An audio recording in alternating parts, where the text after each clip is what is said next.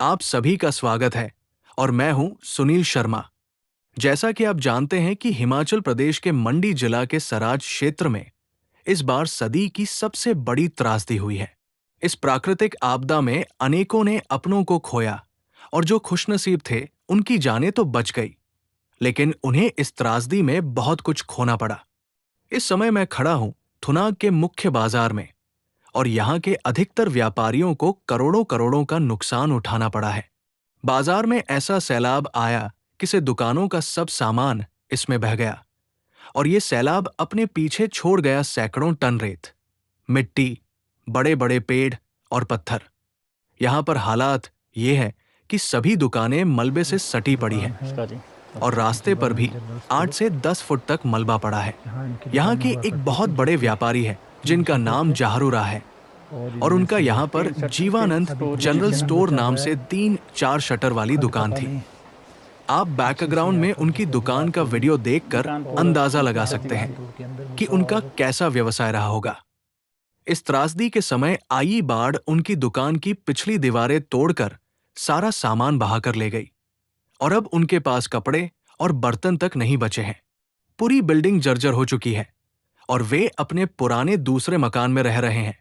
हमारी संवेदनाएं इनके साथ है और विपदा की इस घड़ी में हम इनके साथ हैं। इस त्रासदी में क्या क्या हुआ, आइए उनकी जुबानी सुनते हैं।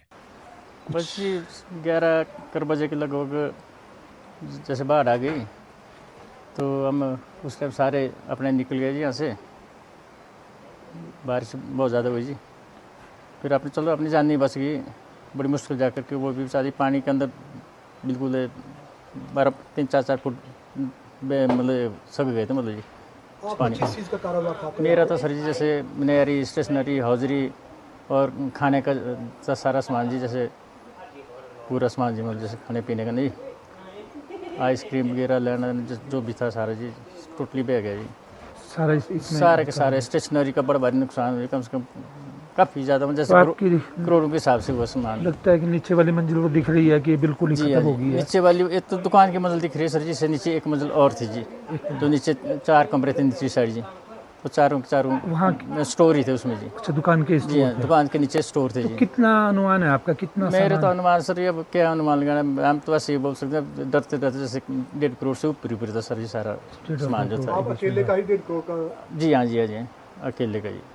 तो आप उस रात ही आपका मकान है तो इसी मकान में थे? इसी मकान में थे जी, इसी मकान में थे रात को, और सो गए थे रात को जी। मकान पूरा डैमेज हो गया जी, पिछली साइड से 3-4 कमरे ऊपरी साइड से बह गए, फिर नीचे दुकानें बह गई और निचली साइड स्टोर बह गई। सरकार से आपको क्या उम्मीद है अब?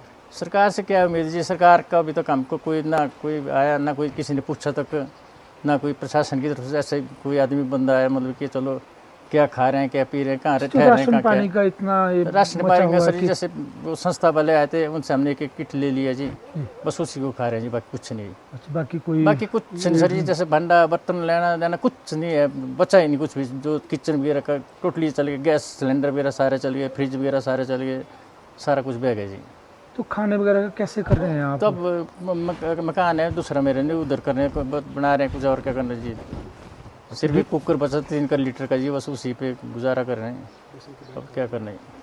अच्छा, बाकी ये भी नहीं मिल रहा है आपको, मतलब प्रॉपर कोई भी प्रशासन की तरफ से? प्रशासन की तरफ से कोई प्रॉपर ऐसा है नहीं कुछ, जैसे होता नहीं, जैसे फौरी राहत मिली या कोई जैसे कुछ नहीं आया, बस बोलते लंगर में जाओ खाना खाने, फिर उसमें हम गए भी नहीं है, कुछ अपने आप बुरा महसूस भी कर रहे हैं, भाई अब कहाँ जाना लंगर में, इस करके हम गए नहीं। बाकी प्रशासन का भी ऐसा नहीं है कि भाई कि प्रशासन, चलो वो भी ये बेचारे अब किस तरफ जाना, क्या करना है, यानी ऐसा नहीं हम डायरेक्ट बोल कि प्रशासन कुछ नहीं कर रहा है, अब कर तो रहे हैं, अब वो होना इतना, अब क्या करें अब कि, पर जैसे होता है चलो मेन जहाँ जिनका ज़्यादा नुकसान था मैं के बाद जाते उनसे बातचीत करते, वो नहीं कुछ। जो आपके आमने सामने है, किस सामने? शर्मा जयदेव शर्मा के जी, ये किराने की दुकान थी जी। अच्छा, यहाँ किराने की? हाँ जी, किराने की दुकान थी, ये भी बह गई सारी।